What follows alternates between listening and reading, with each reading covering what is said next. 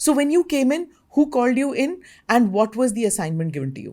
The guys went on a rampage. They went and shot 101 businessmen in 1 year.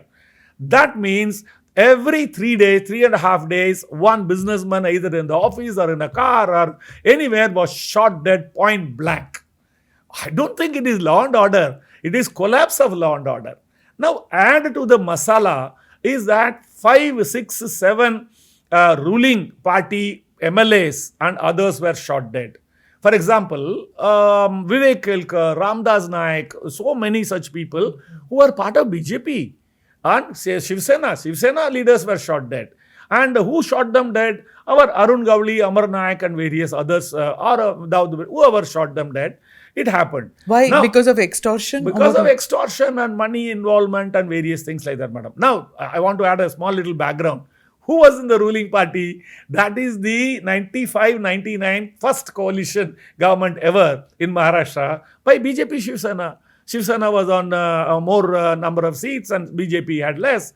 And Manohar Joshi Sahib was the CM. Very educated. He was called Sir, Professor and all that. Mild-mannered. Mild-mannered, nice person, madam. And then Mr. Gopinath Mundi. He was the deputy CM and he gave me a complete chit. You just do whatever it is. Okay. I also must put it to their credit. Never ever again once they ever called. Neither Mr. Bal Thackeray or his family or the CM or any time they never called. It was like a baby with the bathwater kind of a scene. You are planted, now do whatever you like. That is the brief. No brief was given to do. They expected that I will do the cleanup.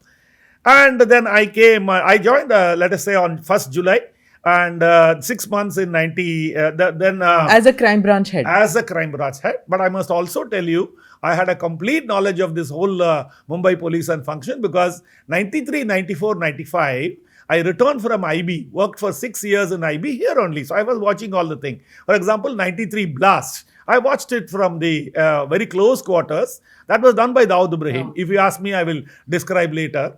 And so I knew the policeman. Earlier, I had worked as an immigration chief, DCP special branch too. So these are the foundations for me. Additional CP crime, that is the time when the Bombay bomb blast was being investigated by Mr. Eminent Singh. He was a joint CP and was his deputy. I was number 2 there.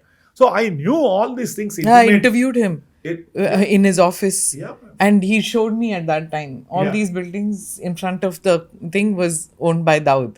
Correct. Right in front of all the commissioners' office, the buildings were owned by Dawood. And he purposely bought all that just to show that I am surrounding you. He used to own the chawls, he used to own the buildings, he used to own everything there. It didn't matter, madam. Once when you get hold of someone who doesn't care a damn. For example, if I don't care whose building is this, I do my job. We neutralize the complete Dawood Ibrahim gang, which is the story in this book. That is the Brahmastra. Okay. Now, coming back to this story, the politicians were shaken up.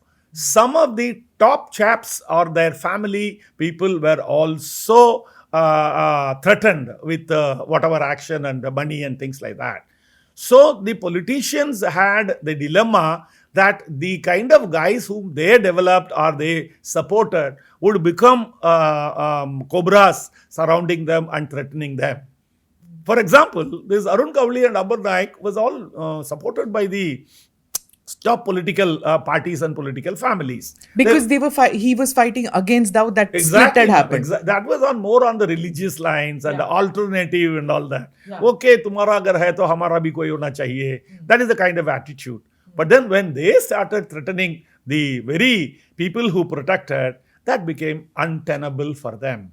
So they brought somebody who was... So you create monsters and those monsters try to gobble you up. Like your Bindranwale, madam.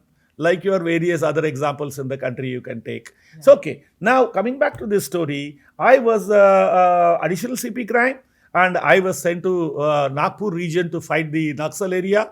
So, my IB tactics and CBI work and all helped me in all these things. So, that strategy was totally different. I did 3 years there. So, that is the time this 97 incident took place, 98, July 1st. I was told by Mr. Manohar Joshi, who had come for a tour there to Chandrapur. And he told me, I'm taking you in a very important assignments. You must come and do the job. I said, okay, sir. Then orders came, I came and all that. I was DIG there. I was promoted as Joint Commissioner, which is IG's rank. I came here. But the scenario, the background, the shootouts were in hundreds earlier, Mahesh Dolakia here, all these places, those people who owned those bars, dance bars. Dance bars were a big thing, 75,000 women dancing and money.